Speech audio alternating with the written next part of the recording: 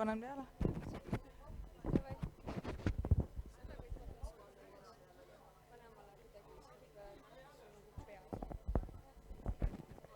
Oh my god, ma tunnen ennast teletupsuna.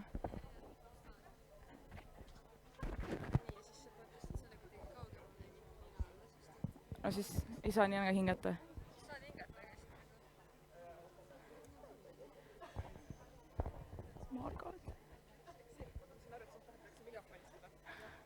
Tere, Eeva olen.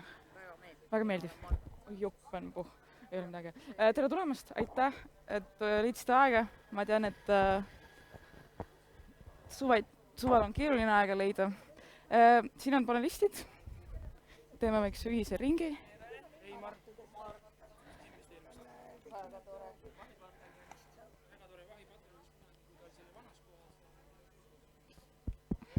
Kõlab väga hästi. Eimarile kaasa elama. Mina külin Mahipataljoonis oma ilusamad tasuta majutus.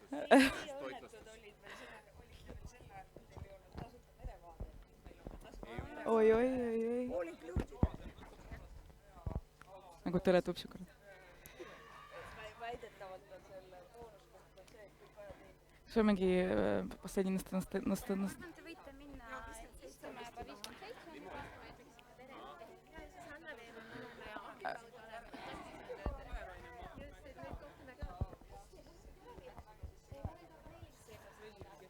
Morgan, ma olen juba kõigile öelnud, et kuna meil on viipetõlge siin kohal, siis ma paluks teil rääkida pisut aeglaselt, täislausetega ja siis et selge mõte oleks sees.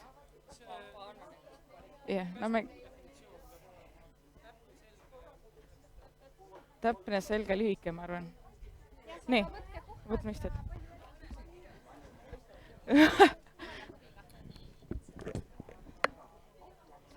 Давай, все, дай, конечно.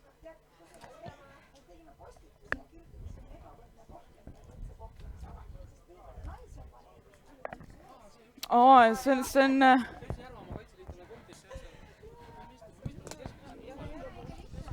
turvaline just kahe. Ma arvan, et ise selleks, et me ei jamaks, siis nad teevad ise. Ma võin koputada palju taha. Nii kohe ma. Nii. Kunagi me tegime terve lava ja terve päeva tegime siin. Nii see oli ka sulle plaanid. Nii. Jah.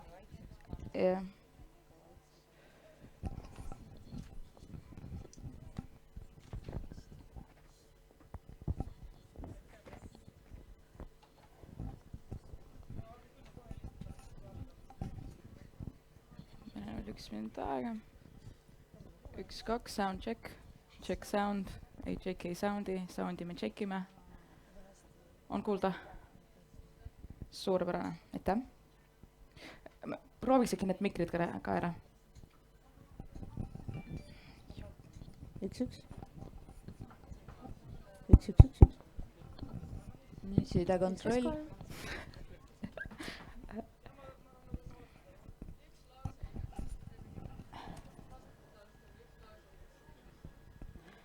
Vasakust alustame. Minu vasakult alustame.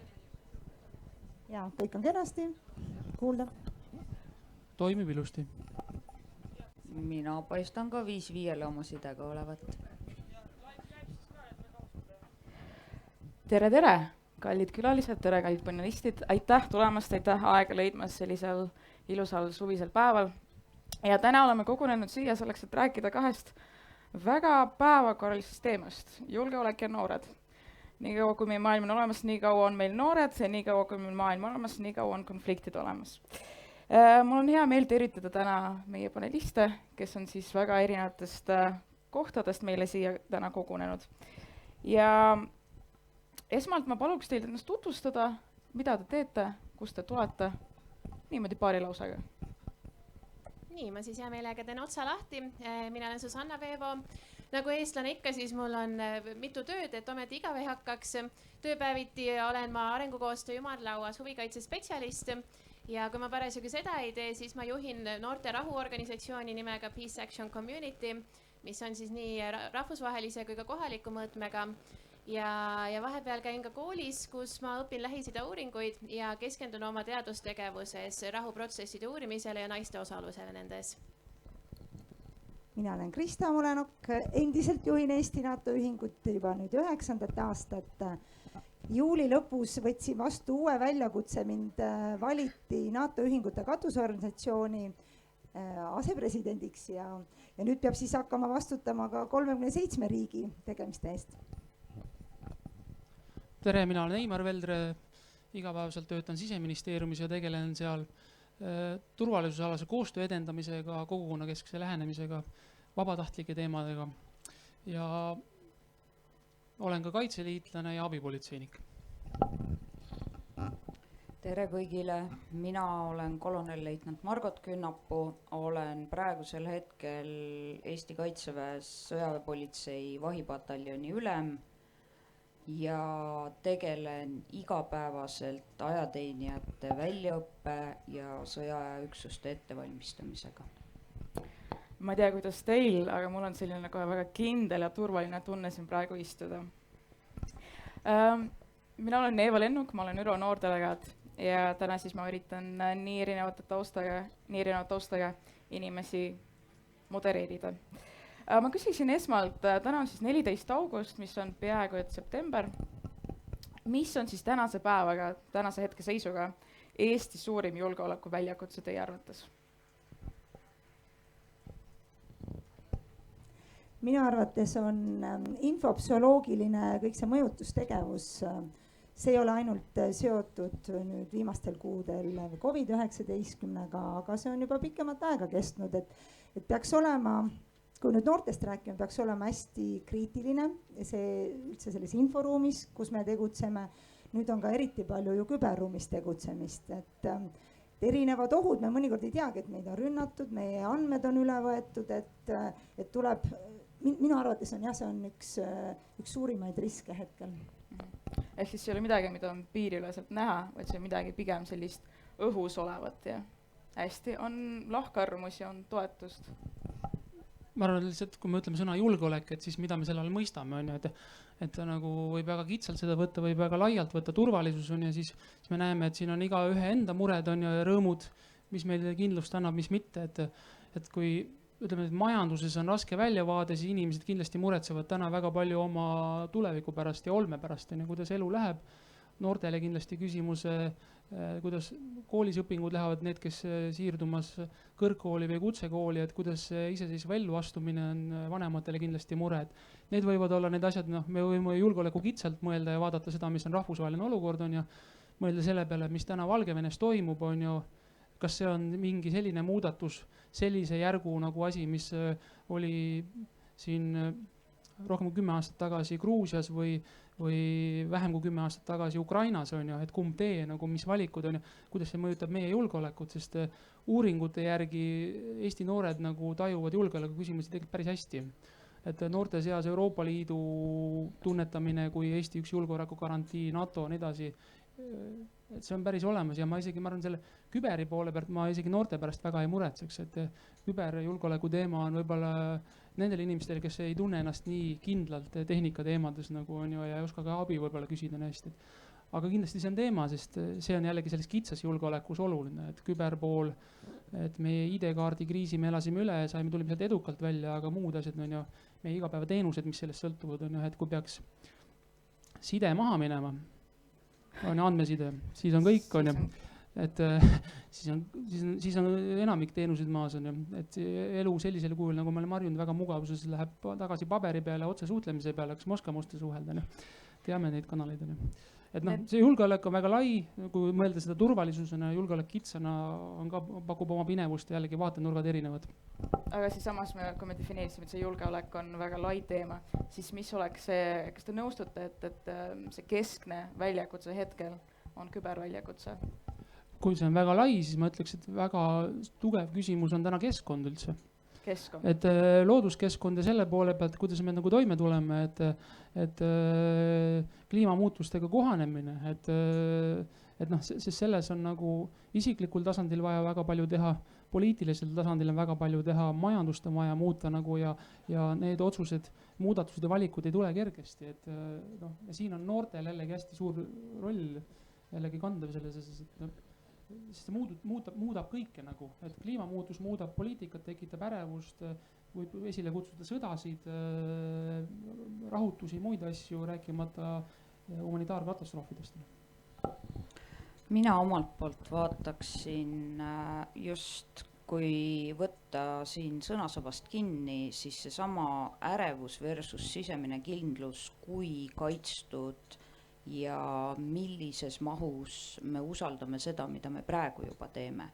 Ehk siis, kui mina istun siin laigulises vormis ja olen kindel, et meie kaitseväelastena teeme kõik koos Eesti ühiskonnaga, mis vähegi võimalik, et tagada meie julgeolekut otsese sõjalise ohu korral, siis kõik muu, mis siit eelnevat juba väga palju sisse sõidab, alates küberist, infosõjast, need samad kliimaküsimused, see kõik mõjutab otseselt meie valmisolekut asju teha ja pigem on see, kus ma tunnetan, et noored väga paljus tahavad mingitki pidepunkti või kindlust, kuidas me suudame sellistele väljakutsetele vastu astuda. Ma lisaksin siia juurde veel võib-olla ühe sellise kultuurilise julgeolekuohu. Mulle tundub, et praegu nii siseriiklikult kui ka rahvusvaheliselt on väga suureks julgeolekuohuks selline üleüldine polariseerumine ja äärmustesse langemine. Et kui me identifitseerimegi ennast vastavalt sellele, millele me vastandume, et me nii väga ei tea mitte seda, kes me oleme, vaid pigem kelle moodi me ei taha olla ja mida me kindlasti enda puhul välistame, siis see ei loo isegi nagu pinnast dialoogiks või mingisuguseks mitmekesisuseks ühiskonnas. Ja ma arvan, et see isegi olenemata, kas me räägime keskkonnast, kas me räägime sõjaohust, kas me räägime epideemiatest, aga see üleüldine nagu suutmatus tegelikult üksteist mõista, üksteist kuulata ja leida mingisugust keskteed, jõuda kompromissini, et see on juba kultuuriliselt minu meelest tänasel päeval väga suur julgeolekuoht. Kui ma olin siia Tallinn-Tartu maanteed mööda tulemas, ma poleks mõelnud, et 4 panelisti ja igal panelistil on oma arvamus sellest, mis on Eesti suurim julgeoleku väljakutse. Vaadates uudistest mõnikord tundub, et meil on 1 väljakutse või 2 maksimum väljakutset. Nii et mul on ülimalt hea meel, et nii erinevad arvamused tulevad siit välja. Mis te arvate, mis neist liikidest või mis sellest, mis te olete nimetatud, seondub kõige enam noortega või mis on see liik, mida võivad noored kõige enam mõjutada? Mina võib-olla siin kohal otseselt jällegi ei vastandaks noori ja ülejäänud ühiskonda, vaid ma usun, et eriti tänases nagu ülimalt globaliseerunud maailmas, kus meid kõiki mõjutab see, mida ükskõik kes teisel pool maailma teeb, me tegelikult oleme ikkagi nagu selles kõik koos. Aga võib-olla kui ajaplaaniliselt vaadata, siis ma usun, et minu generatsioon ja veel ka minust järgmine generatsioon saavad oluliselt tugevamalt ja karmimalt tundma just keskkonnaalaseid julgeolekuohte lihtsalt sellepärast, et see aeg jõuab kätte. Et kui täna veel või ütleme, kui 10-15 aastat tagasi veel me võisime mõelda, et äkki tuleb, äkki ei tule, siis täna me näeme, et ta on käes ja et igal juhul see nagu reaalne oht muutub nagu teoreetilisest, muutub juba praktiliseks. Et puhtalt nagu, jah, ma arvan, sellepärast, et aastad lähevad edasi, siis see nagu saab noorte jaoks aina nagu igapäevasemaks ja kuidagi tungivamaks ohuks. Ma lihtsalt kiiresti ütlen vahele, et miks see küsimus sellisena välja tuli, et kui te ütlete, et ei vastandaks noori ja täiskasvanud või, siis näiteks otsustusprotsesside tasemel kahjuks vastandatakse, et ei kaasata noori just sellepärast, et see vastandamisprotsess toimub teisel tasemel. Et see ma lihtsalt selgitan, miks see küsimus sellisena välja tuli. Krista, teil oli soov midagi öelda? Jah, mina arvan, et kõik see elanikkonnakaitse valdkond ja elutähtsad teenused, et suur rõõm on tõdeda, et riigikaitseõpikus on nüüd ka olemas elanikkonnakaitse peatükk. Minu arvates üldse riigikaitseõpetus on väga oluline osa keskhariduse saamisel ja ei tasuks nagu vaielda, et kas see on vabatahtlik või kohustuslik, et see peaks olema nii loomulik õpiprotsessi osa. Et ma arvan, et noored peaksid hindama seda, mis neile kooli poolt võimaldatakse just selles valdkonnas. Seal on ka praktilised erinevad metsas müttamised võib-olla, esimene tutvumine ka võib-olla mõnel metsaeluga ja võib-olla panna ennast ka proovile, kuidas siis metsas hakkama saada. On näiteks ühes riigikaitselaagris juhtus selline asi, et üks poiss pidi šoki saama, sest ta nägi, et vesi hakkas keema, et ütleme, enamus laste, noorte puhul kindlasti seda probleemi ei ole, aga on ka selliseid erilisi näiteid. Võtaks sul sõnasabast kinni, et ma arvan, see kaasaegsete väljakutsetega vastav haridus või niisugune üldse eluks valmis olemine on kindlasti oluline küsimus, et see ohutuse ja turvaline käitumine on ja ka ohu korral käitumine, et see oleks osa kooliõppest, aga teistpidi see peab olema ka midagi loomulikku kodus ja ka sõpradelt saadav, et koolist me saame väga palju asju nagu,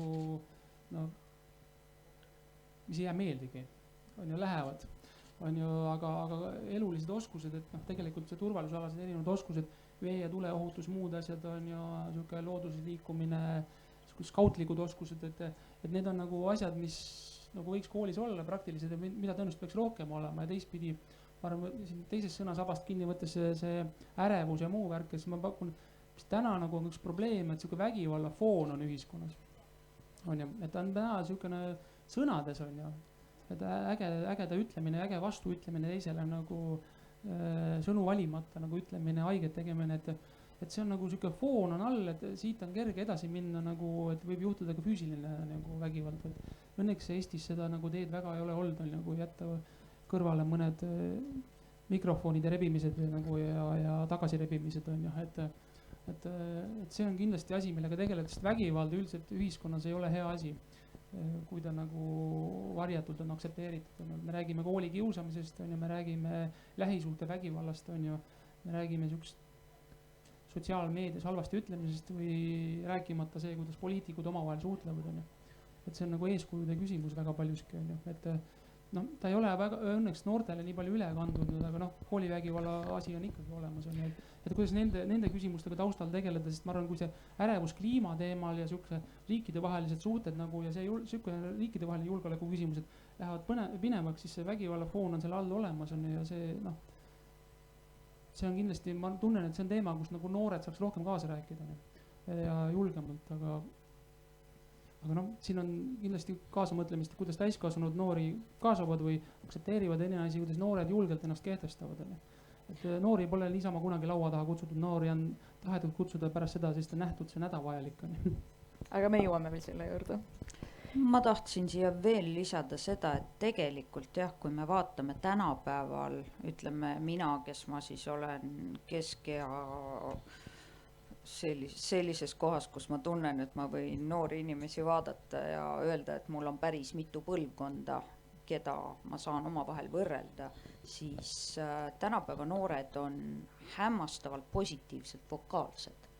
Ehk siis teisisõnu, kui ma vaatan ajateenijat praegu ja ma vaatan ajateenijat 15 aastat tagasi, siis ainukene vahe, mis neil on see, et tänapäevane noor julgeb oluliselt kõvema häälega, oluliselt selgemalt ja oluliselt mõtestatumalt öelda, mida ta tahab ja miks ta seda tahab. Ehk siis kogu see pikk jutt selle ümber, kas tänapäeva noored on lumehelbekesed või mitte, mina olen jõudnud sinna, et lumehelbekesest on asi väga kaugel, et väga positiivselt vaatan mina nende ajateenijate peale, kes tulevad ja väga selgelt ütlevad, mida nad tahavad. Ja reeglina on seal kaasas ka oskused ja teadmised. Ehk siis, kui ma üritan kokku võtta, siis see haridus, mida noored praegu saavad, need põhipunktid, tugipunktid, mis seal tulevad, olgu see skautioskused, olgu need siis oskused metsas veekeemist vaadata, veekeemist esile kutsuda, et kas kõik need otsused, kas kõik need oskused, nemad valmistavad siis noori selleks ette, et näiteks seal samas ajateenistuses julgeda oma arvamust avaldada. Kui me võtame tervikliku pildi, siis oleme koolis, seal saame hariduse, tuleme kas ajateenistusse töökohale, julgeme välja öelda. Kas siis Emar, te ütlesite, et ei lasta lihtsalt niisama laua taga. Juhul, kui see background, kui see taust, kui need teadmised on tugevamad ja paremad, kas siis ikka ei lasta? Et selle küsimuse jätk on see, et kes teeb esimese sammu kaasamisel, kas peab noor tegema, tungima, koputama või peab riik kuidagimoodi vastu tulema esimesena? No see on nagu küsimus, mis on koolikeskkond, et minu varasem taust on ka see, et ma olen nagu õpilase ülimusaktivist olnud.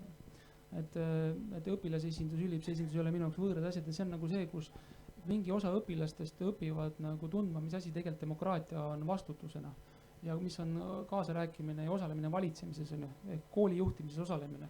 Ja sealt edasi võib-olla on ka nagu kokkupuuted valla, linnavalitsuse või vabariigi valitsusega nii edasi ja Riigikoguga.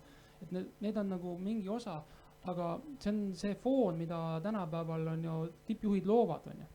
Et keskkonna loob ikkagi koolijuht, on ju, väeosa juht loob keskkonna, nagu tuleb töökeskkonna, kus inimesed ise ennast hakkavad juhtima ja teevad ja selle kokkulepitud eesmärgi alusel teevad nagu samme ja täidavad ülesanded.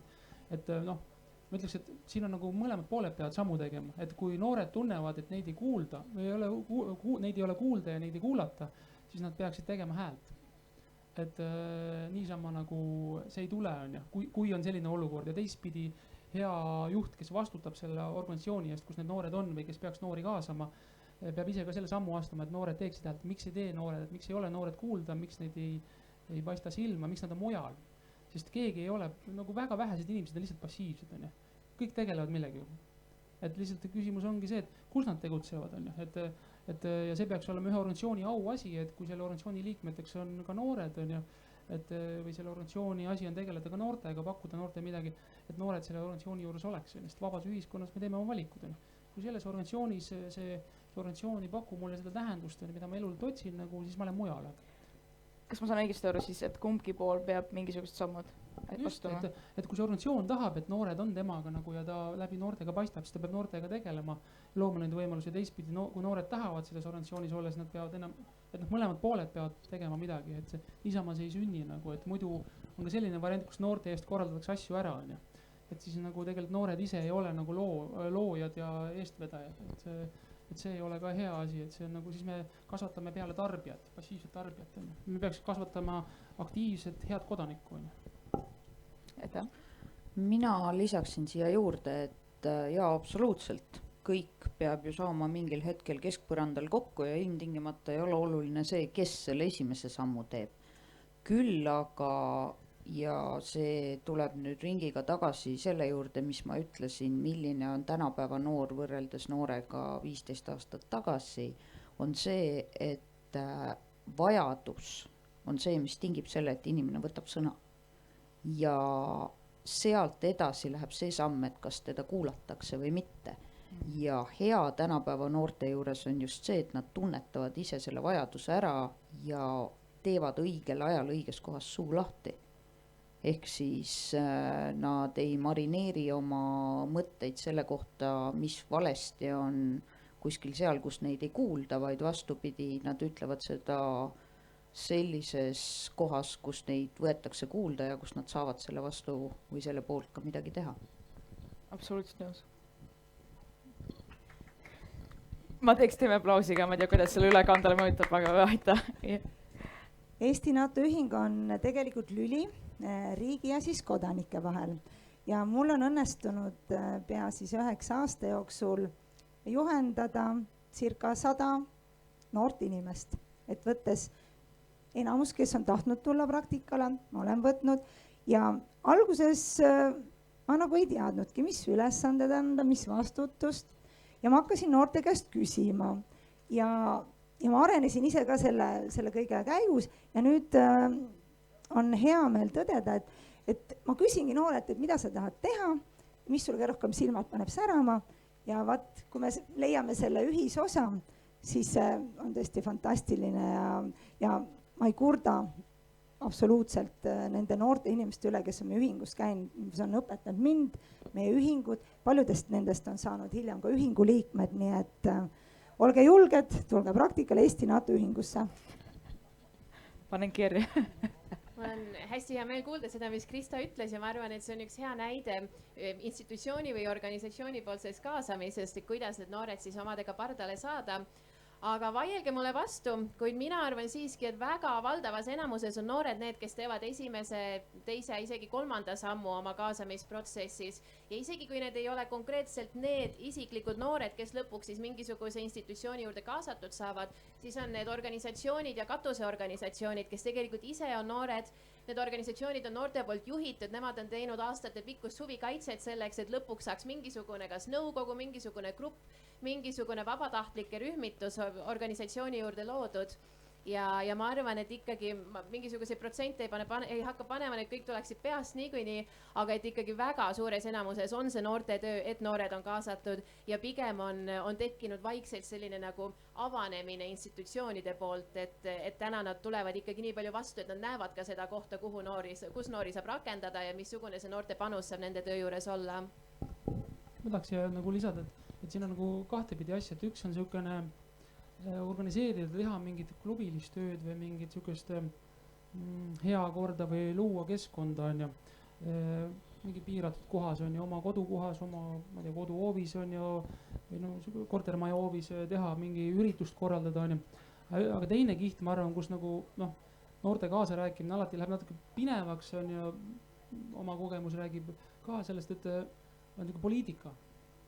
Et kui meil läheme nagu suuremaid asju muutma, mis on mingi süsteemi muutma, et seal nagu on alati noortel see raskus nagu, et kuidas järjepidevust tagada, et noorteorganisatsioonid on Eesti nagu paremad nagu talendivabrikud on ju, vops sisse, vops välja on ju, et tulevad uued tegijad, liiguvad poliitikasse, avaliku haldusesse, äris, muudesse kolmanda sektori organisatsioonidesse nagu, et see noorteorganisatsioonid on hästi oluline roll ühiskonnas taastoota juhte, liidreid, aga see järjepidevus on seal kindlasti ja esinduslikkus on ju. Ma arvan, mis on nagu mureküsimus võib-olla kogu Eesti kodanikuühiskonnale, kuidas esinduslik olla, et kui räägid kellegi nimel, siis kuidas need sinu taga on siis on ju. Ma olin Üliõpilaskonna liidu esimees, kuidas olid siis minu taga 64 000 üliõpilast sel hetkel on ju, et Riigikogus küsiti, et kuule, sul näed üks üliõpilase esindus arvas teistmoodi on ju, on siis ühtne hääl või? Siis me ütleme, et meil on demokraatia, meie siis ongi erinevad arvamused, me oleme mingid osas kokku leppinud, aga me aktsepteerime ka vähemuse arvustama, aga me tuleme selle põhiarvamusega siia parlamendi juurde ja soovime sellist seaduse muudatust ja soovime riigieelarves sellist ressurssi. Aga selleks peab sul taust olema, sest et kui sul ei ole seda, siis seal poliitikaareenil nagu, et sulle võid lastakse seda mänguväljakut, jõuväljakut või muud asja lastakse selle ehitada või seda kasutada, aga kui sa tahad minna maailma muutma või et tahad kliimamuutuste osas nagu riigi poliitikasse nagu tuua või kogu riikide poliitikasse muudatusi tuua või mingis muus poliitika teemas, siis on juba see siis astud justkui nagu täiskasvanud väljale on ju, et aga see on nagu kindlasti suur väljakutse noortele organiseerumise mõttes, sest ka täiskasvanud organisatsioonid ei ole sellised jätkusuutlikud on ju, et see on inimesed, me nagu valime väga kiiresti nagu neid ja läheme ära nagu, aga see koos on ja see eesmärk peab saama edasi kesta on ja kui inimesed ka vahetuvad on ju.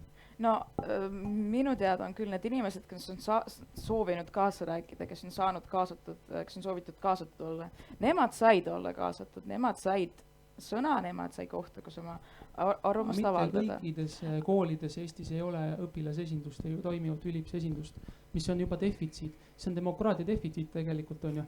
Mitte kõikjal ei ole tegelikult seda asja nagu, ja me tegelikult ei mõõda kooli edu täna kahjuks selle järgi, nagu me ei mõõda täna kooli direktori nagu lepingut selle järgi, et see asi oleks seal olemas. Et see on tegelikult oluline asi.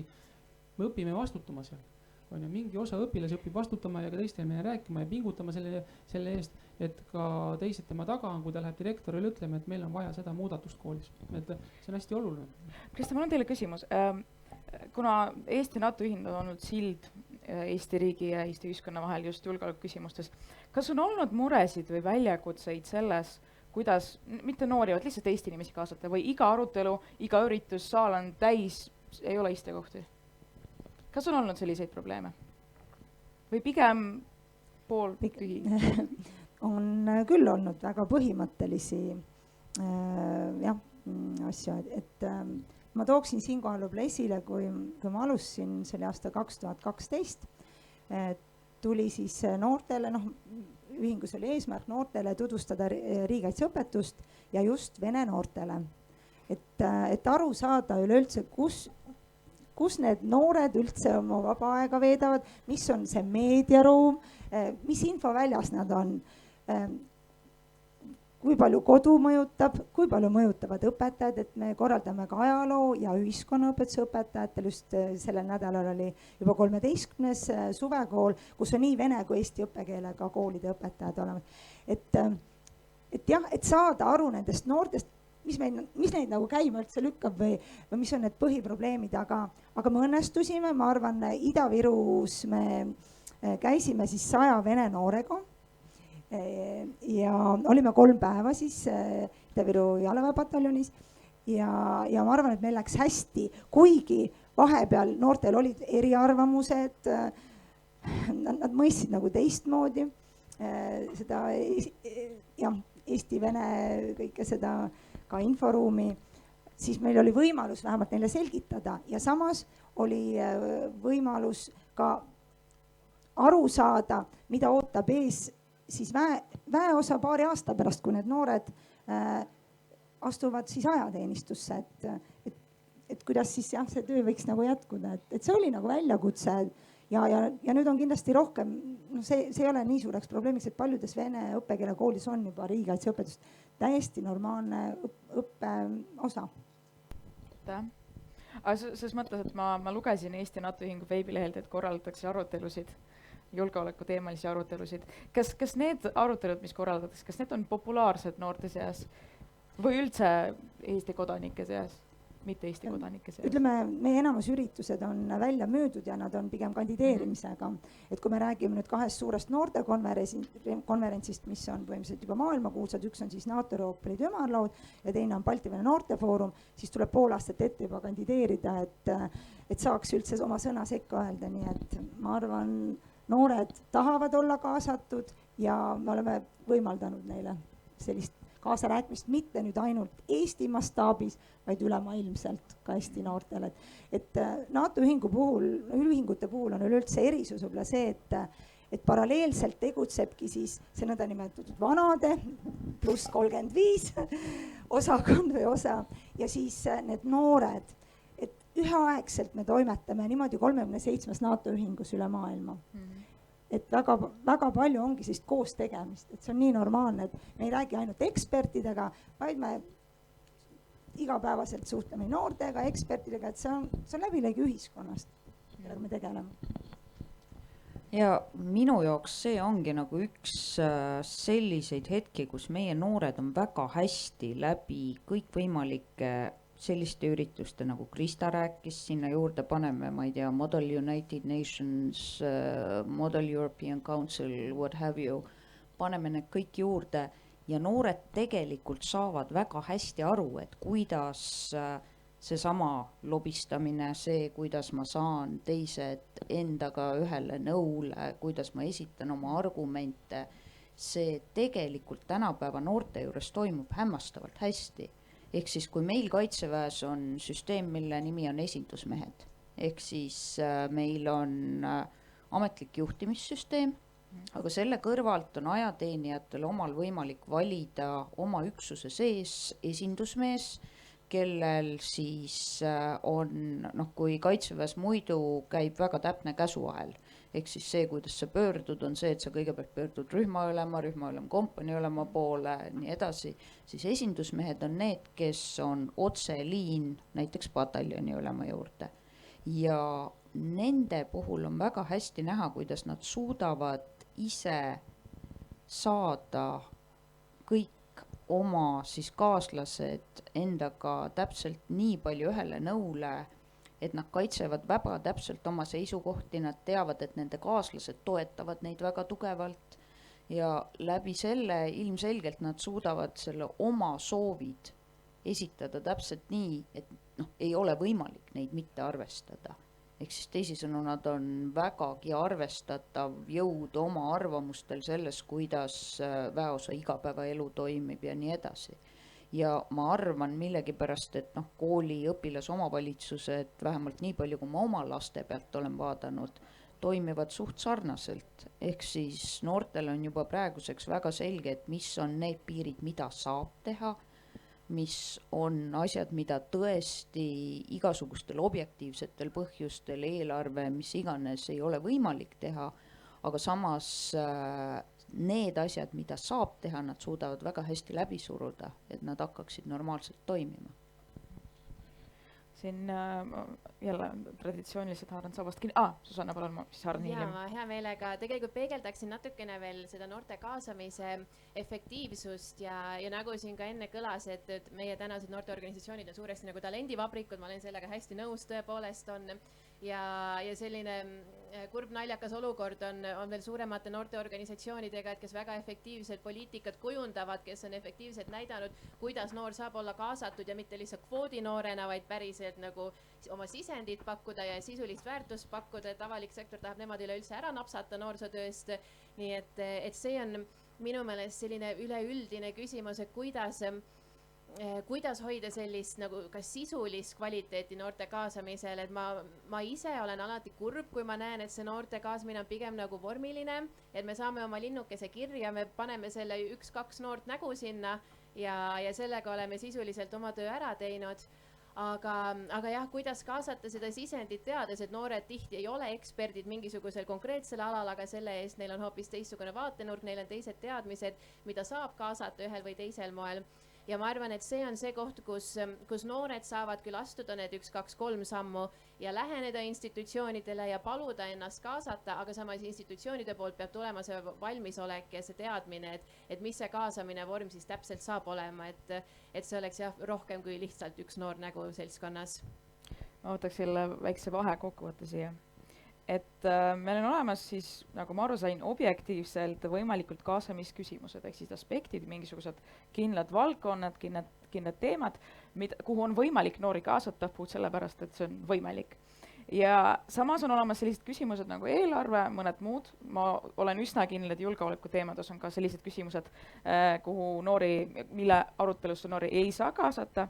Aga küsimus on selles, kas riiklikul tasandil need julgeoleku otsused, mida võetakse vastu meil igapäevaselt, kas Kaitseministeeriumis või ma arvan, et majandusliku julgeoleku ja poliitilise julgeoleku küsimused võetakse vastu siis Siseministeeriumis. Et mis on see osakaal neid siis objektiivselt kaasamisvõimalikke, kui suur osa küsimustest või kui suur osa arutelukohtadest on noortele avatud? Sest nagu igal pool ei saagi õiges kohas või õigel ajal suu lahti teha.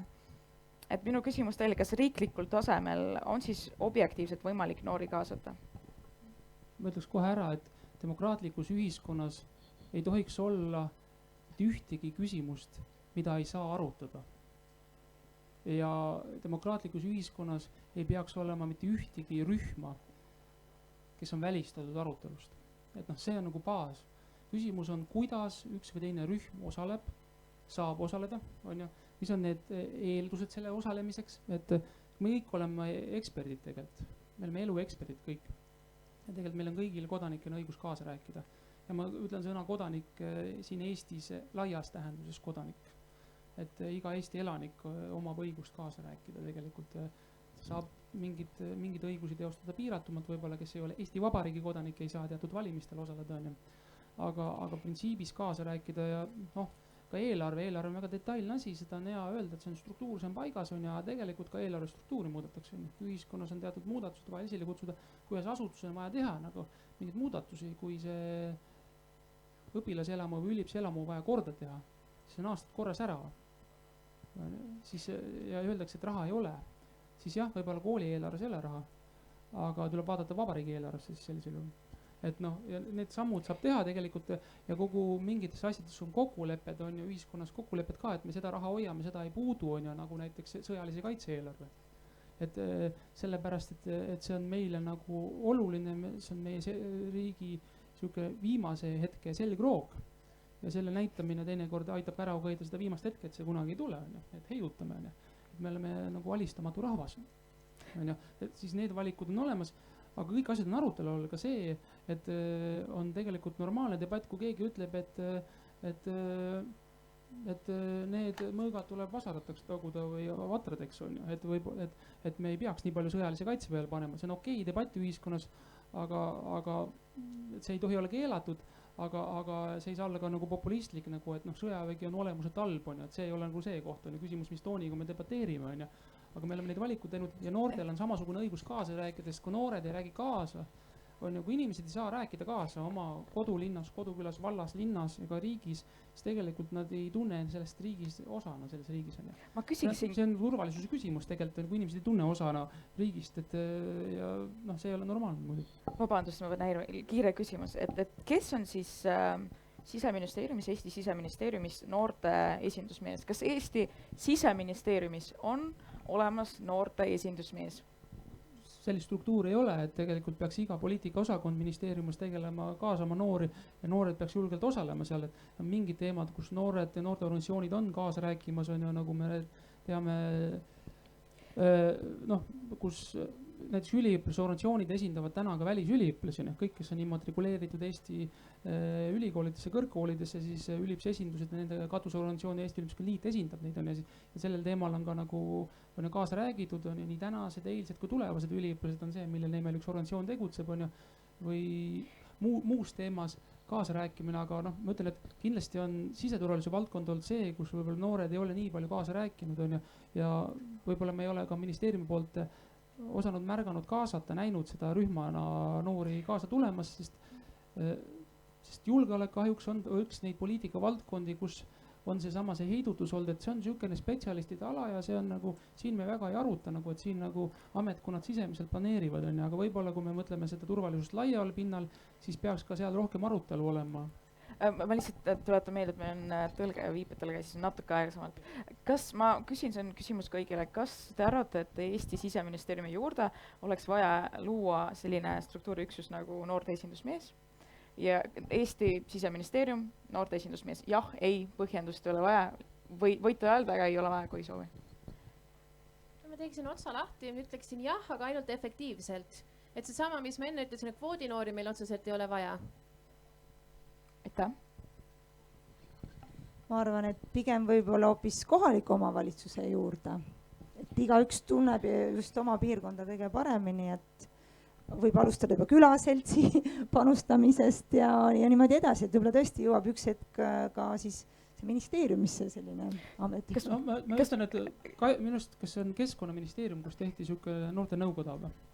Keskkonnaministeerium, Haridus-Teadusministeerium. Noh, Haridus-Teadusministeeriumis ajalooliselt on jah, see struktuur päris kaua olnud on ja küsimus on, milline on partnerlus, et me Siseministeeriumis arvestame seda, et meil on strateegilised partner katusorganisatsioonidega koostöölepped ja kokku lepitud, et me teeme nagu mingi perioodi arengukava, me markeerime ära, kes on võtmepartnerid, kes aitavad kaasa mõelda nende asjades. Et noh, täna me oleme ka vaatamas järgmist 10 aasta perspektiivi ja noh, mõistlikku kokkutulest. Ma ütlen ausalt, et see noorte esindusmees nagu, et mis see tähendab, et no, ma arvan, et noorte esindusmeheks on noorte enda katusorganisatsioonid, et see on see pool nagu, mis peaks olema noh, olemas, et katusorganisatsioonid, et iga asutus, riigiasutus tunnustab neid noorte esinduslikke organisatsioone, kellel on piisav taust taga ja need on need, kes räägivad noorte eest, et üks ametnik ei tule noorte eest rääkima. Aitäh. Susanna, ma paluks teil mikrofonile anda. Küsimuse esitaja, tulge palun siia kõlari juurde, palun. Veel natukene. Jah, aitüma. Jah, just nii. Nii, nüüd on hästi. Tere, mina olen Trine. Olen seotud nii ÜRO julgeoleku teemadega, ÜRO noordelegaadiga. Minu selja taga, ma ei tea, ma loodan, et kui ma nüüd kõnelen, siis need 13 000 Tartu Ülikooli tudengid nõustuvad minuga. Nii et ma mõistan seda dilemmat esindusfunktsioonina. Küll aga mul on paar mõtet lihtsalt on tekkinud siin, panin nad kirja ka, et jumala eest ära ei ununeks. Mis puudutab seda noorte kaasamise teemat, siis midagi, mis ei ole täna läbi käinud, on see, et me oleme noortega erinevatel platvormidel. Me selles suhtes need keskkonnad, kus näiteks riik ootab mingisugust tagasisidet seaduseelnõule, on kohutavalt ebamugavad ühele noorele ja ta ei lähe sinna. Need noored, kes esindusorganisatsioonis peavad sinna minema, ka nemad ei taha sinna minna. Ja selles suhtes ja noh, tegelikult ma olen Susannaga nõus, et noored ei ole mingisugune eriliik. Et tõesti neid peaks kaasama kõikides valdkondades, ka julgeoleku valdkonnas, kõikjal mujal, sest et lõppkokkuvõttes me moodustame ju kõik ühe ühiskonna ja mis seal salata, need noored, kes täna on noored, peavad hiljem seda siis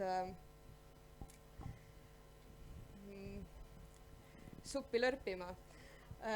Niimoodi julmalt öeldes, ma otsisin vähe viisakamat väljendust tegelikult, aga kui me räägime just sellest kaitseteemast, siis ma olen olnud Euroopa konsultatsioonis, kus 2250 resolutsioonil Noored rahujulgeolek küsiti Euroopa konsultatsioonis tagasisidet ja kuidas me seda rakendame. Ja ma pean tunnistama, et seisin nii mina seal kui ka kõik ülejäänud 28 noort ja me kõik vaatasime üksteisele otsa ja ütlesime, et ega me ei tea, kuidas see Euroopas meil rakendub. Sest meil ei ole neid probleeme ja mida rohkem ma sinna siis nagu mõtlesin, seda rohkem ma sain aru, et see ongi natukene kitsas võib-olla arusaam, et meil neid probleeme ei ole, meil on täpselt samamoodi, tegelikkuses on ju meil endiselt Eesti ühiskonnas väga suur lõhe eestikeelsete ja venekeelsete noorte vahel ja kõik sellised teemad. Ja siis ma jõudsin oma ÜRO teemadega lõpuks nii kaugele, et ma sain aru, et asi ongi väga tugevalt ikkagi hariduses kinni. Ja me ei saa eeldada oma noortelt aktiivsust ja tahet olla kaasatud, kui me ei anna neile taga konteksti. Et ühiskonnatunnid käisid korra siin läbi ja ühiskonnatundides tõesti teatavaid julgeoleku aspekte vist ka kajastatakse siiski, aga see kontekst ei ole piisav, et noor tahaks sellel teemal pärast kaasa rääkida. Täpselt samamoodi nagu, ma ei tea, riigieelarve, et me keskendume tõesti sellele, et 2+2 on 4, aga mitte sellele, mida see riigieelarve kontekstis näiteks tähendab. Ja siis muidugi, kui me rahastuse juurde jõuame, siis see käis ka siin just läbi, et mul on hea meel, et me riigikaitsesse väga palju panustame ja me keeldume sealt raha välja võtmast, aga lõppkokkuvõttes see on ju eeskätt füüsiline kaitse ja see intellektuaalne kaitse tuleb meil ju ikkagi kõrgharitud noortest ja see eeldaks ka seda, et me järjest kõrgharidusse rohkem ikkagi panustame rahaliselt. Mis ei ole võib-olla otseselt selle debati teema juba, aga siiski ka see intellektuaalne kaitse nii-öelda sealt poolt. Aitäh! Suur aitäh! Kui tohib, ma tegelikult peegeldaksin kohe sama mikrofoniga Triine sõnadele.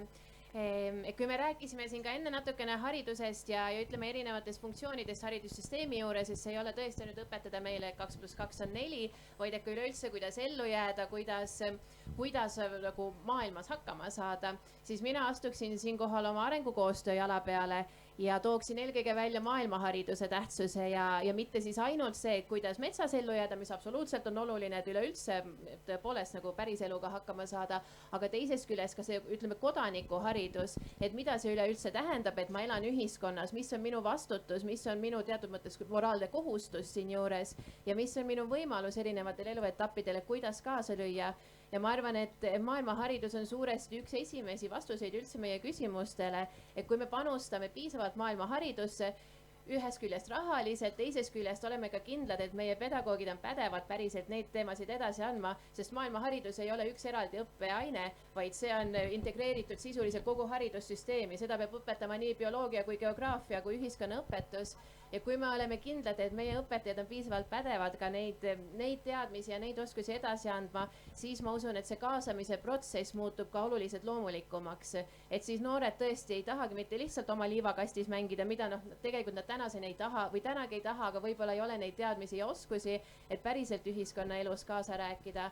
Vaid see on siis see koht, kus vähemalt ideaalis need teadmised on juba olemas tänu maailmaharidusele ja tänu meie haridussüsteemile. Ma arvan, et siin lihtsalt ongi see, et kui me räägime julgeolekust ja turvalisusest ja taustal olevatest oskustest, et me tahame, et meie ühiskond oleks turvaline, vaba ja demokraatlik ühiskond ja turvaline, siis sellised kodanikuoskused ongi hästi olulised. Et ühelt poolt on selline väga filosoofiline valik, et kas ma olen tarbija või kodanik on ja aktiivne kodanik on ja elukeskkonna kujundaja, aga tegelikult need oskused on hästi praktilised ja üks päev vaatasin raamatupoes riiulist, et mis see tänane ühiskonnaõpetuse õpik on. See on siis 3 korda või 4 korda paksem, kui see minu ajal oli. Ja mina lõpetasin 20 aastat tagasi keskaanja. Ja see teemad on päris ägedad selles mõttes, et ma õppisin ülikoolis riigiteadusi ka ja siis vaatasin täitsa nagu sihukene õpik, mis oleks aidanud mind omal ajal bakas. Ja täna on juba see gümnaasiumisse lükatud. Mõtlesin, et kuidas õpetajad selle ära kannavad ja kuidas nad praktiliselt seda teevad. sest see peaks olema praktiline läbimängimine, et noh, matemaatikatunnis võiks ju analüüsida kooli eelarvet, on ju. Et kirjanduse tunnis võiks kirjutada nagu selle kohta, kuidas koolielu on ju. Ühiskonnaõpetuse tunnis analüüsida kooli demokraatiat ja autokraatiat, mis see vahekord on. Et direktor otsustab päris palju asju, aga kus on siin ruum nagu selleks demokraatiaks ja kus see tasakaal seal on, et on ainujuhtimise printsiibil üles ehitatud asutus on, et ei ole liikmetele ja sisedemokraatidele põhinev organisatsioon, kus see tasakaal on, aga peaks kasvatama demokraatlikke kodanikke on. Et see keskkond, mis meie esimene organisatsioon, mille me kokku puutume inimestena, ei ole nagu demokraatlik valimiste tähenduses, mis on seal väga midagi valida oma õpilasesinduse.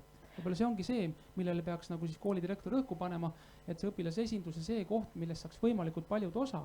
Et me räägime noorte osalusest, me räägime edukatest konverentsidest, seminaridest, aga meil on Eestis palju noori, on ju, kui me mõtleme alaealise nagu 150 000 või suurusjärk on ju, et paljud neist siis jõuavad õpilasesindusse, üliõpilasesindusse või mõnda siuksesse aktiivsel osalusel demokraatiale põhinevasse või noorteorganisatsiooni on ju, et kaduvik on ju, et see on nagu tegelikult laiale pinnale minna, kui me tahame, et me oleme niisugune vaba, turvaline ühiskond, siis me peame vaatama, et igaüks saaks kaasa lüüa, nagu oskaks kaasa lüüa, nagu tunnetaks, et ta ei heituks sellest, et ma ei tea, kuidas neid asju teha nagu on ju, et selle keskkonna kujundamine, aga ma ütlen, kindlasti see on nagu mingid sellised asjad, mida ei saa ka rõhku kooli peale panna.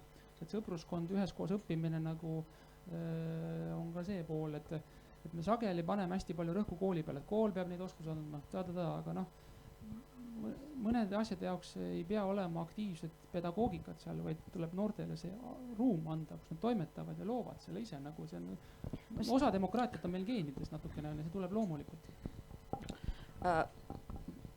Selles osas mina vaataksin seda asja natukene oma mätta otsast, ehk siis mina, kes ma istun praegu ametikohal, kus ma juhin 300 noort, kes kõik ei ole aktiivsed, ehk siis nemad ei ole mitte need, vähemalt suures osas, kes tuleksid ja istuksid siin publikumi hulgas. Samas neil kõigil on väga täpselt oma väga selge arusaam, mida ja kuidas nad tahavad. Kui ma vaatan seda, kuidas neid on koolis õpetatud, siis ka see pilt on väga erinev. Ehk siis loomulikult ma kujutan ette, et minu ajateenijatest rahvli 1/4 on käinud riigikaitsetundides. 3/4 ei ole. Nad ei ole saanud seda ettevalmistust. Neile tuleb lihtsalt kõik need teadmised, mis enne on antud keskkoolis riigikaitsetunnis, anda natukene teise nurga alt ja natukene kiiremini. Samas seesama integratsioon, päris suur osa vahipataljoni sõduritest on venekeelsed. Siiamaani oleme me hästi hakkama saanud nii eesti kui venekeelsete sõduritega ja ka nende puhul on see, et ka seal on näha, et on vahe, kellel on olnud koolis riigikaitseõpetaja, kellel ei ole. Ehk siis kogu see asi tegelikult algabki väga paljust sealt samast koolist ja on võimalik mingil hetkel teha mingid vigade parandused ja üsna edukalt selles mõttes, et ega see inimmaterjal on ikka inimmaterjal. Inimesed tegelikult hoolimata sellest, kus nad koolis on käinud või ei ole käinud, on suhteliselt nutikad. Eriti sõdur, kes on nagunii kohas, kus ta peab olema ja siis ta muutub veel eriti nutikaks. Ja see pilt, kui mina vaatan ja kuulan siin arutelu teemal, et kas on mingid kvoodinoored või kas me peaksime tegema kuhugi esindusmehe institutsiooni, siis esindusmehe institutsioon, nii nagu ta Kaitseväes toimib selle pealt, et kõik on väga huvitatud sellest, et seal osaleda, sest see annab neile selle oma sõna. Ühiskondlikult, kui me selle asja natukene laiemaks määrime, siis see huvi tugevus on ju nii oluliselt erinev. Ehk siis meil on väga palju noori, kes ei ole tegelikult ühiskondlikult aktiivsed, samas kui teema puudutab otseselt neid, siis on nad väga õigel kohal võimelised argumenteerima ja rääkima sellest, miks see teema neile vajalik on. Et selles osas jättes niiviisi väga peenelt kõrvale selle eelarve osa küsimusest, kus mul on ilmselgelt oma seisukoht, aga muus osas on nagu see, et see noorte kaasamine absoluutselt, see peab algama koolist, sest see on kõige parem koht, aga isegi kui ta koolist ei alga, siis praegu, kui mina vaatan Eesti ühiskonda, siis mul on absoluutselt kindlus, et me suudame siiski oma noored kasvatada selliseks, et isegi kui nad ei ole koolis mingit spetsiifilist õpetust saanud, ehk siis kui me ei ole matemaatikatunnis keskendunud selle peale, et me eelarvest juppideks võtame, vaid me oleme, ma ei tea, kiirusi arvutanud, mis olgem aus, tegelikult on ka päris vajalik tegevus. Et ka siis on noored piisavalt teravad, et õigel hetkel aru saada, kus on vaja mingeid muudatusi.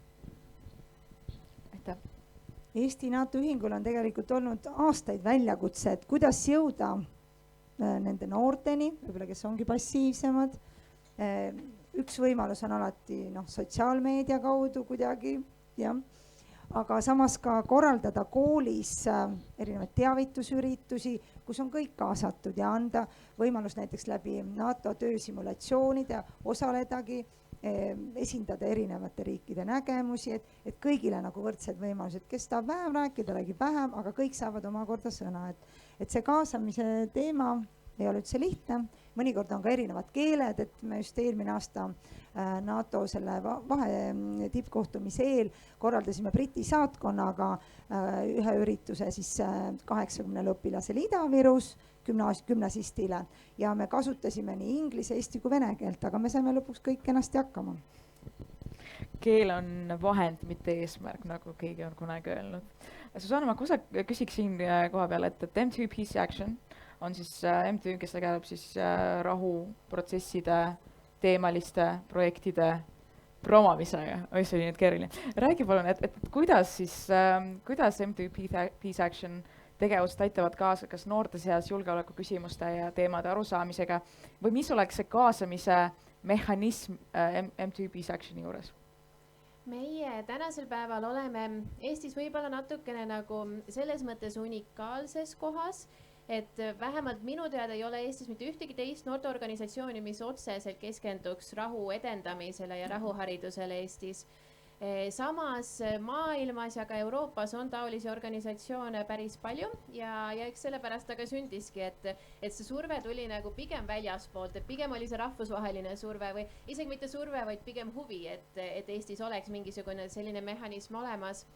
Ja täna meie oleme otsustanud läheneda eelkõige kogukondades ja võimestada noori nende omades kohalikes kogukondades selleks, et tuua nendes välja need teatud kogukonna liidrite omadused, see huvi, see tahe ja mitte selles mõttes, et iga noor, kellega me tegeleme, peaks nüüd saama mingisuguseks, ma ei tea, kogukonna eliidiks või et peaks olema oma elu lõpuni juht, vaid pigem näidata seda, et igaühes meis on need teatud liidrivõimed olemas, kas ühel või teisel moel, aga kui teema on meie jaoks südamelähedane, kui me näeme oma kogukonnas kas mingisuguseid kitsaskohti, mingisuguseid konflikte, mis võivad eskaleeruda, et siis noortel oleks see võimekus, oleks need teadmised ja oskused, et nad oleksid võimelised kas sekkuma või juba ennetama selliseid olukordi.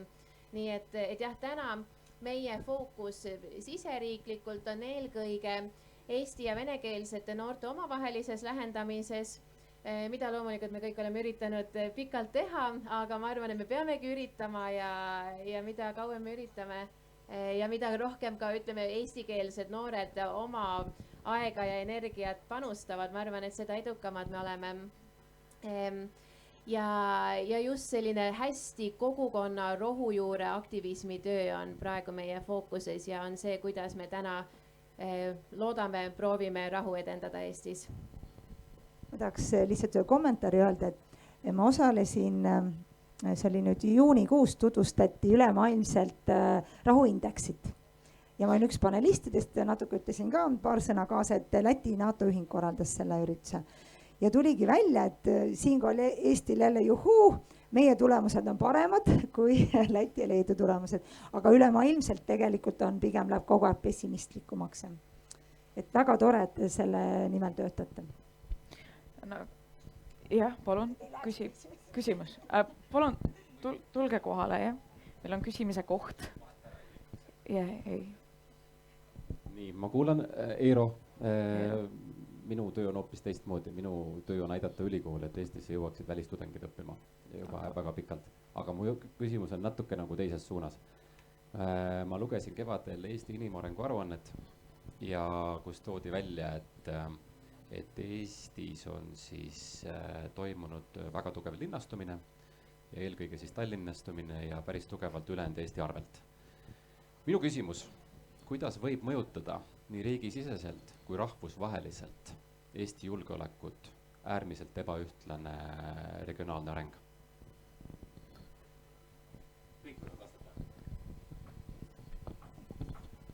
No täna võiks öelda nagu turvalisuse vaates on ju, ühelt poolt on Eesti on väga turvaline, et Eesti inimesed hindavad Eesti elu ja oma kodukohta turvaliseks on ju, et linnainimesed kohati vähem, muukeelsed inimesed ka kohati vähem on ju, et need on noored pigem rohkem ja kõrgemal. Et see nagu see pilt, aga kui me vaatame tasakaalu otsimist on ju siuke majandusgeograafiat natukene, et kui mingi asi läheb tasakaalust ära, siis ta läheb uppi. Et Tallinn ei saa lõputult kasvada ja edu nautida, kui ülejäänud ei tunne sellega nagu rahu on ju, et sellel võivad olla majanduslikud on ju, poliitilised või muud asjad tagajärjed on ju, et ükski ühiskond pole nagu suures linnastumises nagu lõplikku edu saavutanud on ju. Et see on kindlasti see tühjaks jäämine nagu noh, ma ei tea, väiksemad linnad, tühjemad kohad, vargus, kuritegevus on ju need ohud on ju, või see ka turvatunde langus on ju, kui on mingi räämas hooned on ju. Et see hea kord on hästi oluline, kui isegi tühi maja tuleb korras hoida on ju. Et noh, see on nagu kindlasti, mis ta mõjutab on ju, aga noh, ükski linn ei saa ilma maata elada, see on nagu selge nagu ja piirialad näiteks on ju, ma arvan, on oluline, et elu piiri peal oleks olemas on ju, noh, et tühjust ei valitseks on ju, et see on taustal ja maa toidab linna. On ka kindlasti üks oluline asi siin, toidujulgeolek võib-olla, et see on taustal oluline. Ma ütleks siia vahele, vabandust, et ebaühtlane regionaalne areng, et see ei ole midagi, mis mõjutaks tingivas kõneviisis. Seda on olnud viimased 25 aastat seal natuke ida pool. Ja see ebaühtlane regionaalne areng, ma tulen ebaühtlasest regionaalsest arengust, see on osa minu isiklikust arengust. Nii nagu ka väga paljud Eesti, näiteks Ida-Viru noorte osast.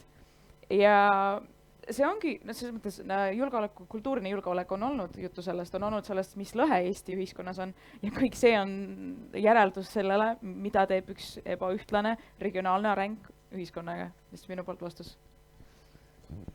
Mina tahtsin lihtsalt ühe kommentaari öelda, et ma arvan, iga halb asi on millekski hea.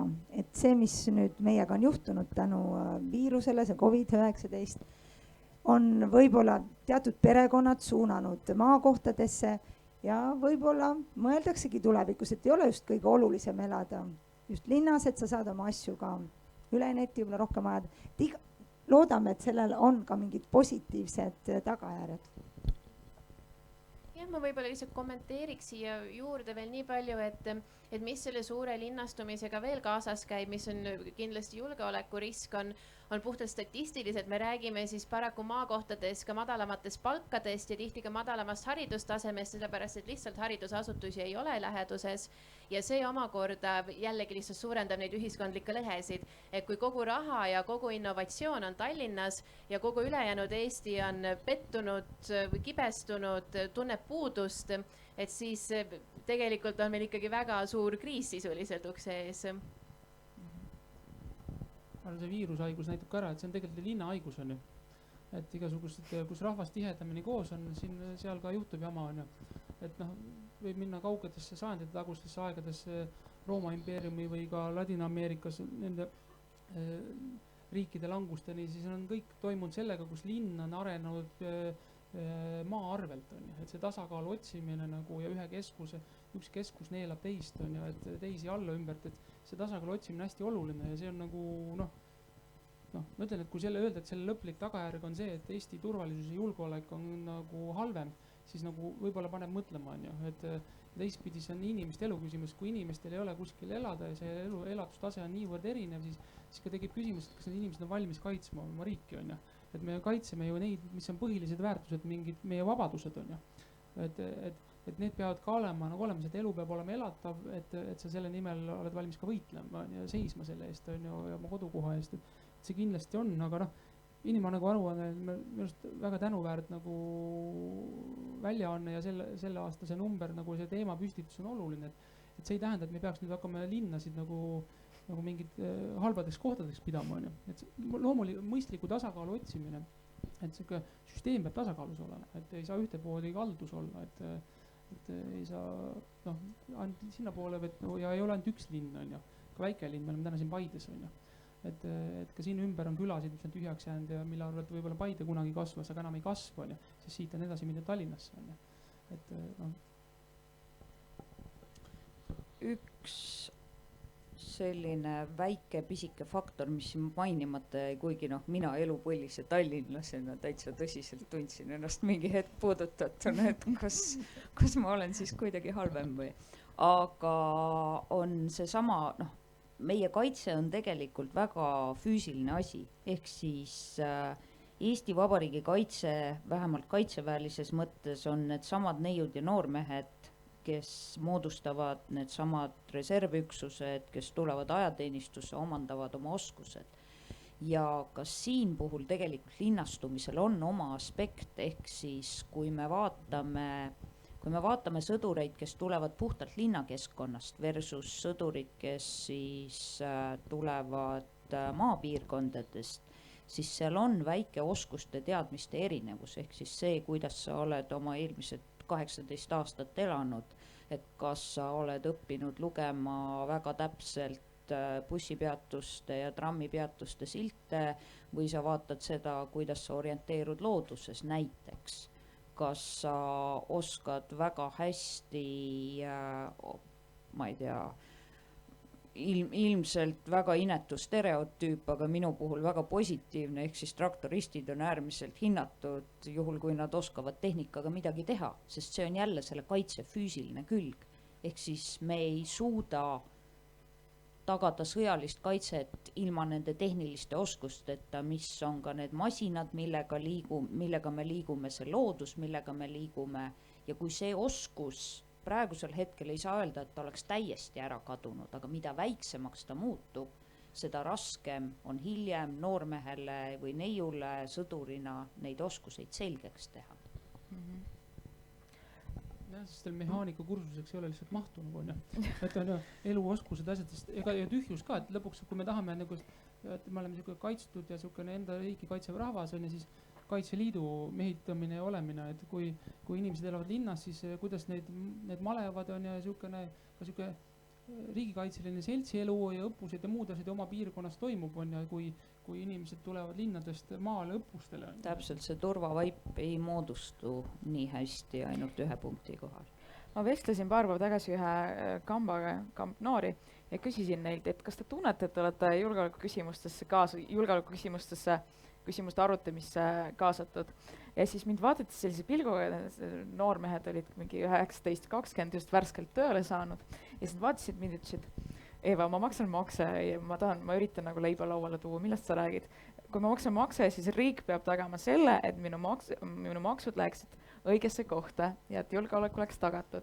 Ma pean tõdema, et kahjuks see ei ole erand, see ei ole üks suvaline kamp noormehi, kellega ma vestlesin.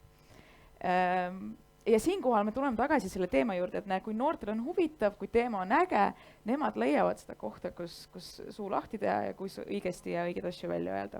Et kas siinkohal, kas noored on see põhjus, miks see kaasatus ei ole veel nii hea? Kas ei ole olemas neid noori, kes on aktiivselt valmis kaasa rääkima? Sest neid noori, kes on aktiivselt kaasa rääkima valmis keskkonna küsimustes, on olemas. Neil on Keskkonnaministeeriumis nõukogu, Haridus- ja Teadusministeeriumi juures nõukogu. Ma olen üpris kindel, et need inimesed, kes on ajateenistuses ära käinud või need, kes on mingisuguse sõjalise väljaõppe saanud, et ka nende ridades on inimesi, kes on valmis kaasa rääkima ka julgeoleku teemade ja nendest saaks selle esindusmehe institutsionaalse organi loomise baas. Kas siis, ma küsiksin, Margot, kas te tunnete, et kas Kaitseministeeriumi juurde või Siseministeeriumi juurde oleks võimalik luua selline esindusmehe institutsioon, et nii, et ta oleks lihtsalt formaalselt kvoodi institutsioon, vaid pigem nagu asjakohane, tegutsev ja reaalselt mõju avaldav esindusmehe organisatsioon? mina ei saa nüüd vastata mitte kuidagi ei Siseministeeriumi, ei Kaitseministeeriumi eest, aga Eesti kodanikuna vaatan ma otsa, küsin, et noh, et kui ma kuulen, et on inimesi, kes arvavad, et riigikaitse on teenus, noh, teenuse mõttes, siis noh, mina, kes ma sel juhul peaksin olema justkui teenusepakkuja, selle teenuse küsija enda materjaliga, et siis noh, kui te nende samade noormeestega räägite maksupoliitikas, nad ilmselt, olles maksumaksjad, tahaksid vist aktiivselt kaasa rääkida. ei, ma selle teemaks ma pole. Okei, oleks võinud selle küsimuse ka niiviisi jätkuna küsida, et kui ma maksan makse ja küsin riigi käest teenust, siis kuidas see nii välja näeb. Aga ei, absoluutselt. Selles mõttes, et riigikaitse ei saa olla selline asi, mis areneb niiviisi, et kodanik ei ole selle taga. Ehk siis kogu meie tegevus ongi mõtestatud läbi selle, et kodanik usub, mida me teeme. Sõdur ei saa olla hea sõdur, kui ta ei usu seda, mida ta teeb. Selleks, et ta seda uskuma hakkaks, selleks loomulikult täpselt samamoodi see, et kui sa lõpuks hakkad uskuma, et matemaatikas ongi mingid vastused, sa pead selle elementaarmatemaatika all endale selgeks tegema.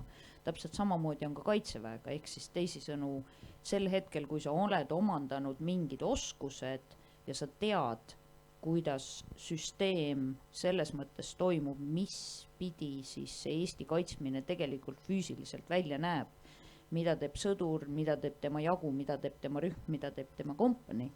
Sel hetkel ma ei näe nagu mingit põhjust, miks nemad ei peaks ja ei võiks ja minu arvates nad vähemalt kuulates sõdurite arvamusi üsna vokaalselt ka avaldavad arvamust selle kohta, kuidas asju teha teistmoodi, paremini ja nii edasi.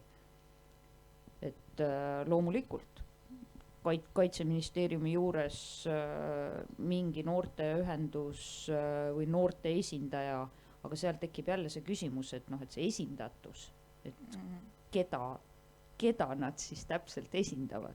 Nagu ma enne ütlesin, ajateenijate esindusmeeste süsteem on väga lihtne. Ta esindab neid ajateenijaid, kes on tema üksuses, need, kes tema sinna valisid. Et selles mõttes ma nagu kas ei kasutaks seal sõna esindusmees, sest minu jaoks see esindusmees on väga täpselt, ta ongi füüsiliselt see primus inter pares, kes on sinna valitud neid kõiki esindama. Okei. Kuskil sõnavõtt oli vahepeal kadunud. Kõigepealt üks kommentaar. Ma arvan, see käib ju nii noorte kui üldse kõigi kodanike kohta, et tegelikult aasta 2018 võeti vastu elanikkonnakaitse kontseptsioon meie Vabariigi Valitsuse poolt.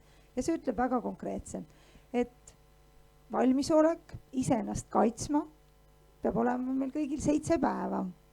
Ei ole niimoodi, et Kaitseliit on alati ükskõik, mis juhtub, Kaitseliit tuleb ja kohe kõik asjad toob nii vee, siis toidu, sooja ja nii edasi. Et inimesed tegelikult peavad ise aru saama, meie kodanikud, et see on kõik meie enda kätes ja see hakkabki meie sellest kodukohast ju peale. Oma külaseltsist, kohalikust omavalitsust. Ei ole niimoodi, et keegi kuskil otsustab meie eest kõik need asjad ära. Et tegelikult jah, ma ei tea, kuidas Siseministeeriumil selle teemaga nüüd edasi on läinud, sest see kontseptsioon töötati välja nii Riigikantselei kui Siseministeeriumi rakkerühma koostööraames. Et oluline ongi, üks asi on jah, et meil on tore selline kontseptsioon, aga kuidas see ellu rakendamine on, et igaüks tunneks nagu oma vastutust ka selles. Et noh, kui me räägime esindusest, siis esindus saab olla ainult see, kes on noorte nimel räägib ja need on noored ise on ja noorteorganisatsioon. Ma arvan, see lihtsalt esindusmees oleks, see ei saa ametnik olla, see ongi, kas see on noorte nõukogu või on mingid muud regulaarsed kooskäimise vormid, kus noorteorganisatsioonid räägivad kaasa, avaldavad arvamust siseturvalisuse poliitikate kohta ja nende rakendamise kohta. Et see on üks valik. Teine asi, mis ma taustal tahan öelda, et noorte ja kaasalöömise värk, et tegelikult noortel on hulga suurem huvi turvalisuse teemades kaasa rääkida. Uuringud näitavad seda, et kui 30% noori on huvitatud Kaitseliitu astumast, aga 30% iga aasta ei astu, siis kuskil on mingi vahe. Kas see huvi lahtub mingid valikutes ära või me organisatsioonidena ei jõua nendeni, et meil, ma arvan, on ka see, mida Kaitseliit ise on ka tunnistanud, et tegelikult ei ole neid noortejuhte, inimesi, kes noorsootööd Kaitseliidus teeks, on ju. Et meil oleks võimalikult paljudes koolides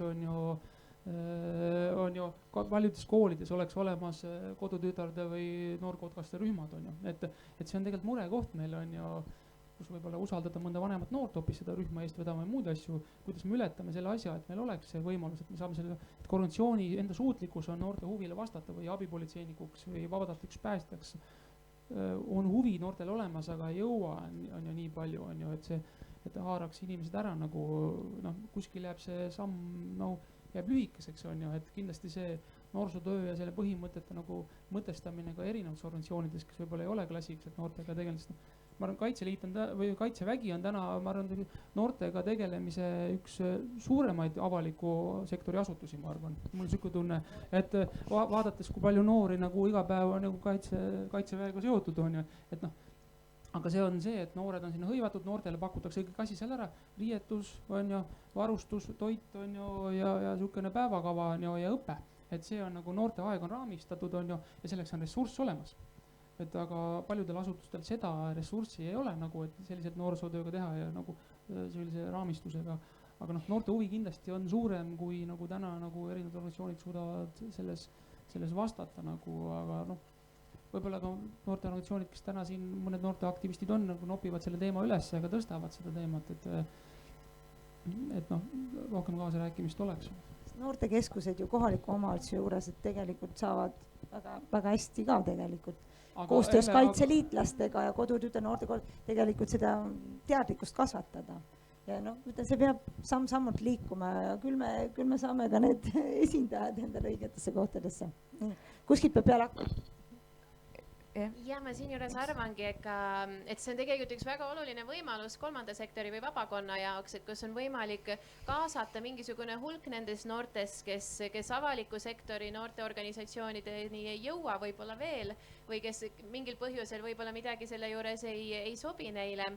Ja selles suhtes minu meelest on oluline see punkt, mis sa enne välja tõid, et kui meil on keskkonna liikumistes on noorte esindatus väga jõuline ja väga tugevalt olemas nii Eestis kui mujal maailmas, et siis võib-olla ongi küsimus eelkõige selles, et meil ei ole otseselt vabakonna rahuliikumist varasemalt olnud ja ehk on see koht, kus ka selle organisatsiooniga, Peace Action Community'ga ongi võimalik kaasata neid noori, kes on tahtnud olla kaasatud, aga ei ole selle jaoks oma platvormi näinud.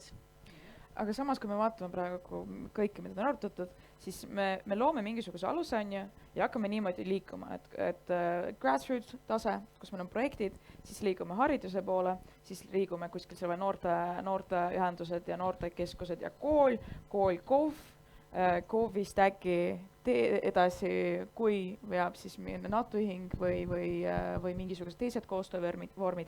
Minule hetkel jääb arusaamatuks, kas ei oleks puht praktilisem, lihtsam selle pildi nagu niimoodi keerata ja luues mingisuguse ministeeriumi juurde selle sama nõukogu, ja ma jõuan selle küsimuseni kohe, tagades, et ministeeriumi juures on nõukogu, siis see nõukogu kaasaks juba nendel alumistel tasemetel palju aktiivsemad, siis nemad teaksid, kes need target rühmad on. Nemad teaksid, mida neil on vaja selleks, et see nende väike ühing, nende väike esitusorgan töötaks paremini. Ja siinkohal ma küsiks, et mis oleks kõige tulemuslikum koostöövorm Siseministeeriumis noortega? Teades, ma olen kindlasti teate, mis on selle Siseministeeriumi erisused, mis praktiliselt, me oleme teooriast väga palju rääkinud, suurepärane, loomulik kasv, loomulik arusaam, haridus, aga praktiliselt, mis oleks kõige tulemuslikum koostöövorm? On noorte katusorganisatsioonide ja ministeeriumi regulaarsed kohtumised. See on see, mida me harrastame teiste organisatsioonidega, Siseministeeriumi teemadega tegelevad, selles on Eestis kodanikuühendust on organiseerunud, soovivad kaasa rääkida, olgu see Päästeliit, olgu see abipolitseinike kogu, olgu see turvaettevõtete liit, või kodakondsuse rände valdkonnas on erinevad organisatsioonid, pagulasabi ja nii edasi, kes on ministeeriumi jaoks olulised partnerid, kellega me koos arutame, kellega me vaidleme, teinekord jääme eriarvamustele, aga me nagu saame näha nagu seda, mis poliitikavalikud laual on, mida ühte või teist asja teha, mida keegi näeb, on ju. ja sealt teinekord vaidlused lähevad edasi Riigikogusse, on ju. Et see on see loomulik viis, sest noh, üks riigiasutus ei saa hakata tagurpidi struktuuri väga kaugele ehitada, nagu on ju, et jõuda ise koha peale, on ju, ütleme niimoodi, igasse valda ja linna. Jah, teinekord aeg-ajalt seda sammu saab ka teha, minna lihtsalt käia ringi, sest et noh, ministeeriumi ametnik ei peaks istuma kabinetis, on ju, vaid et ka tundma seda nagu tegevuse välja, et ja mida saab öelda, et noh, et mida me ootame oma partneritelt ka, on see katusorganisatsioonidelt, et nad oleks esinduslikud. Ja kui me vaatame tegevustoetusi ja muid asju, siis me ka alati rõhutame, et teil on sisedemokraatia, et pingutage selle nimel, et teil on liikmeskonda, mis lubab teil rääkida selle sihtrühma nimel. Et kui sa tahad rääkida kaasa poliitikas, siis sul peab olema sisedemokraatia. On ju, et see on nagu oluline, sul peab mingi sisemised valimised olema. Sest noh, ma arvan, see mudel, mis on Kaitseväe mudel, on Kaitseväe sisene mudel, sest Kaitseväegi liigu sealt välja, sest see on see, kuidas ajateenijad kui õppurid saavad anda tagasisidet selle õppeprotsessi ja selle oma eluolude kohta ja see on see mudel, nagu nad on seal sees, on ju, et noh, see on võrreldav nagu õpilasesinduse või üliõpilasesindusega, ütleme niimoodi, et see on organisatsiooni sees, kuhu noored on sisse haaratud, nende igapäev toimetamine seal sees, et nad seal räägivad, on ju, aga kui me räägime poliitika kujundamist, siis on avatud väli, seal ongi katusorganisatsioonid erinevad kaasarääkimise asjad, on ju, et sest noh, ega see noorte nõukogu ei ole ka nagu võluvits, on ju, asi, mis paneb nagu võnkuma õhu, on ikkagi noored ise ja nende organiseeritus kaasarääkimine, on ju, ja nende organisatsioon enda ise, mis tuleb ja teeb ja muudab seda, et noh, suured muutused on tulnud selle peale, et kas õpilasesinduste liit või üliõpilaskondade liit või noorteühenduste liit on tabanud ära selle momendi, millal on võimalik nagu poliitikas midagi ära teha, nagu, et noored saaksid kohalikel valimistel on ju, hääletada. Et meil tuli tasuta kõrgharidus, on ju, või et kooli õppekavades on ju, tehti mingid eksamireformi. Nende 3 katusorganisatsiooni olulised sammud, mida nad on teinud aastaid, juhatused on vahetunud, on ju, järgmised on üle võtnud seda asja, see on niisugune töö nagu on ju, ja keegi ei tule nagu ükski ametnik ei tule seda tööd organiseerima, ta tunnustab seda. Mina olen Siseministeeriumi ametnikul väga rahul ja väga tänulik, et mul on head partnerid, kellega ma saan koos arutada, näiteks mul on Eesti naabrivalve abipolitseinike kogu turvaettevõtete liit, kes on minu partnerorganisatsioonid, kellega mina oma poliitika teemades kokku puutun. Tunnen, et ilma nendeta ma ei saa tegelikult nagu erinevad seaduse eelnõusid või poliitikavalikud välja töötadagi.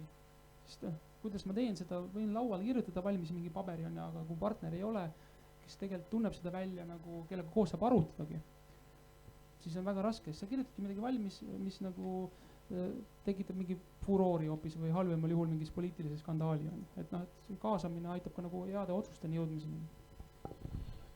Jah, selles suhtes, et see idee, et keerata see püramiid teistpidi on ühest küljest jah, kas võib-olla see asi niiviisi toimiks, aga teisest küljest on see, et mis pidi ta siis erineb sellest top-down lähenemisest üldse, sest kui me räägime praegu sellest või vähemalt minu argument on see, et initsiatiiv ning mingite asjade lükkamine sünnib tavaliselt vajadusest.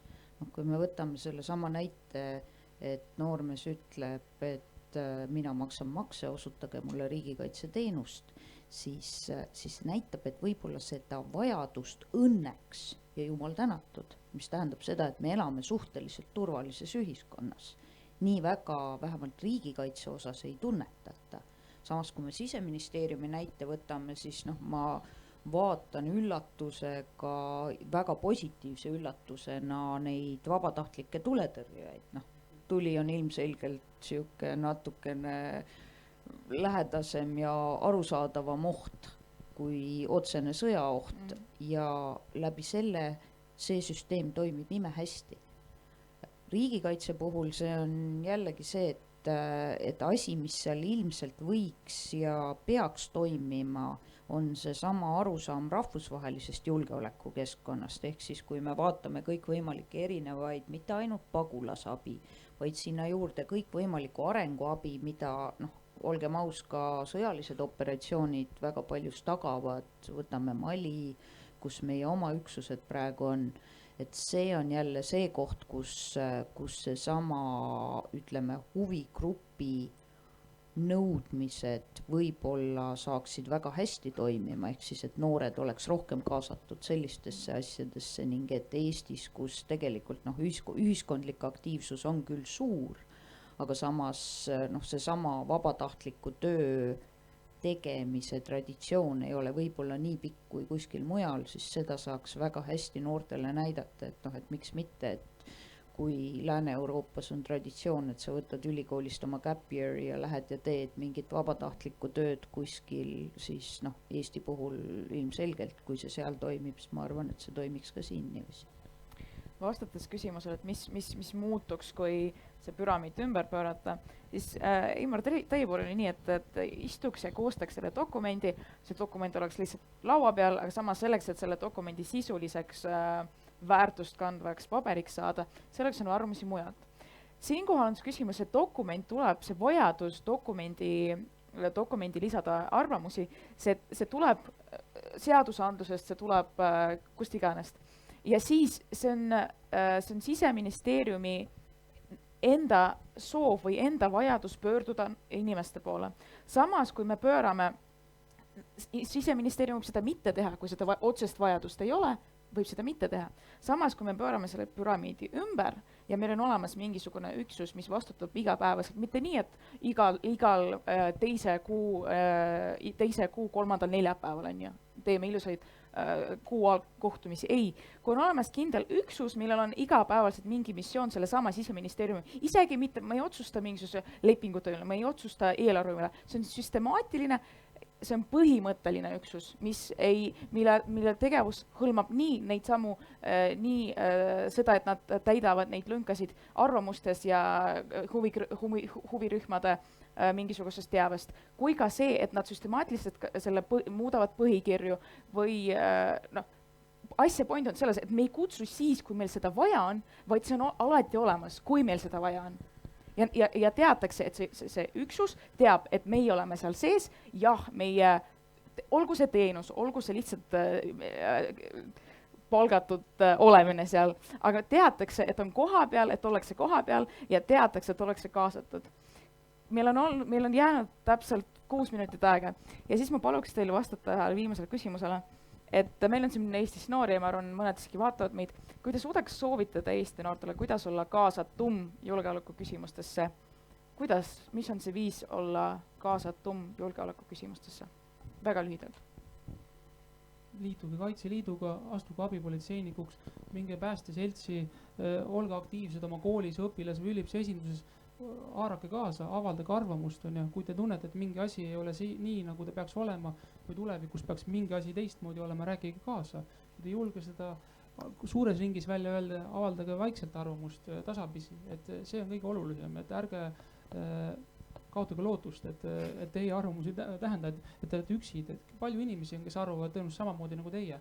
Lihtsalt võib-olla, kas nad kohe mõtlevad, saavad teist aru, alati nagu organiseeruga, et see on kõige olulisem, et kaasalöömise võimalusi on nii palju, et ja alati ei tasu karta, nagu, et kas ma oskan seda, et õpetust pakutakse nagu, et väli on väga lai nagu.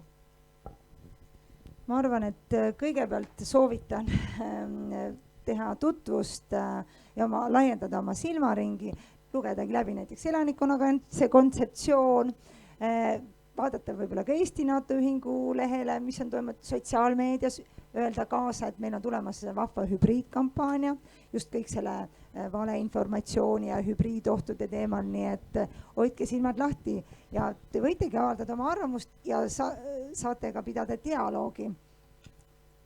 Edu! Ja ma jätkaksin siin võib-olla sarnasel toonil, et ma küll tooksin välja jällegi selle kogukondliku aktiivsuse ja rohujuure aktivismi tähtsust, aga kuna see on üsna keeruline asi, nagu millest nullist alustada, kui sa pead kõigepealt mõtlema hakkama, mis see rohujuure aktivism üldse on, siis ka mina kutsuksin üles kohtuma, liituma oma kohalike MTÜ-dega, noorteorganisatsioonidega, samuti võib vaadata ka meie organisatsiooni kodulehte peaceaction.ee ja saab kirjutada, saame vaadata, mis see aktiviseerumise koht võiks olla. Hästi palju häid soovitusi kõigile. mina peaksin siis justkui ütlema, et tulge ajateenistusse, aga noh, ütleme pooltele see tuleb sama kindlalt kui maksud ja pooltele on see vabatahtlik. Aga mina soovitaks hoopis midagi muud, et rääkige omavahel. Ma väga tihti ei kuule noorte kampasid arutamas teemal, et milline on Eesti riigikaitse või mida Eesti riigikaitseks tehakse, et võtke see vahepeal omale arutusteemaks. Äkki huvi kasvab. Suur tänu teile. Kas publik... Jaa, mulle näidati, et ma pean on küsimusi, kommentaare? Teeme lihtsalt ühe aplausi äkki. Tänu täheks. Eesti Noorteühenduste Liidu poolt ma sooviks teid tänada kõiki, et olete aega leidnud ja julgenud rääkida. Ma tean, et nagu siis välja tuleb, kõik ei julgegi rääkida ja sellest tuleb palju probleeme. Suur aitäh. Teeme suur aplausi veel korra. Aitäh. Olgem aktiivsed ja räägigem ja ilusat arvamusfestivali kõigile. Suur tänu. Aitäh.